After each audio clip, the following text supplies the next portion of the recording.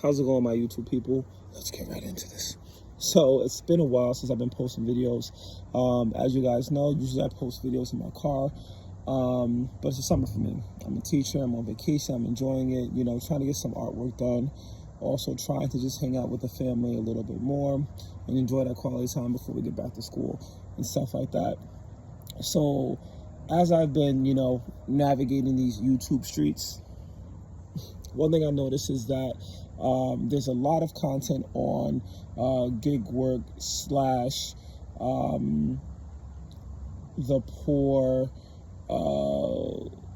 welfare video content getting a lot of views. And it made me curious because, again, am I clicking on those videos? Like one of the videos that I've been watching is was not Anton, I forget the guy's name, Dante. I think Dante Landon or something like that. Of course, DoorDash, looking at her work in her videos and how she was working and then she got laid off and now she's struggling. She lost her YouTube money.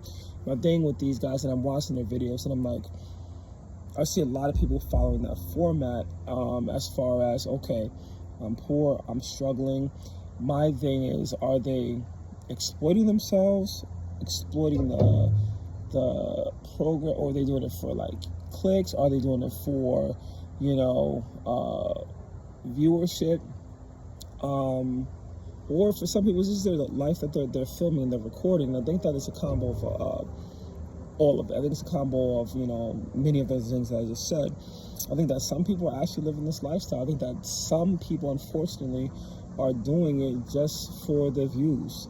And I think that's kind of the sad part about it, where we have able, capable, you know, bodied individuals, and they're choosing not to do anything with their life because they think that the YouTube money or the future fame that they're going to get from YouTube is going to pay for the rest of their, you know, lives.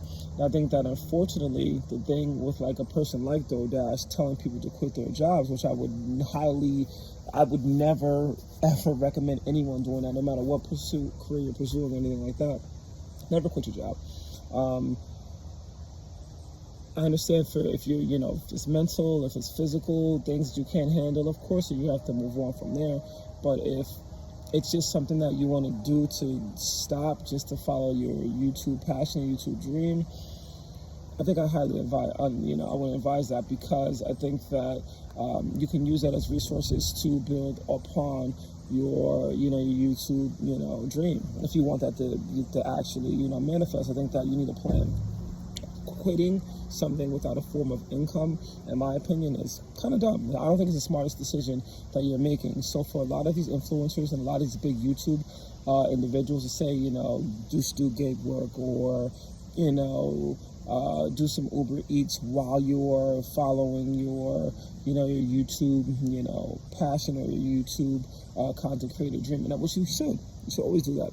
But don't quit your job. In the meantime, like, grind. If that means you have to sleep less, you got to sleep less. If that means you have to, you know, find a way to make time to shoot your videos, make time to shoot your videos. Don't quit your job.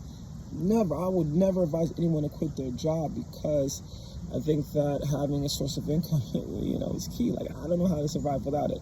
So from my perspective, or my, you know, point of view, I would never tell anyone to quit their job to follow their passion, unless their job is like physically and emotionally draining them to the point where they can't make it. If that's the case, then, you know, maybe you need to do something else. But have a plan where you could, you know, transfer, or you can, you know, pick up another job in the meantime, instead of just quitting a job cold turkey with no plan and say, hey, you know what, I'm going to go all into this YouTube thing. I don't advise anyone should be, you know, doing that, or anyone as a YouTube or content creator should be telling others to do that. I think you should have a plan.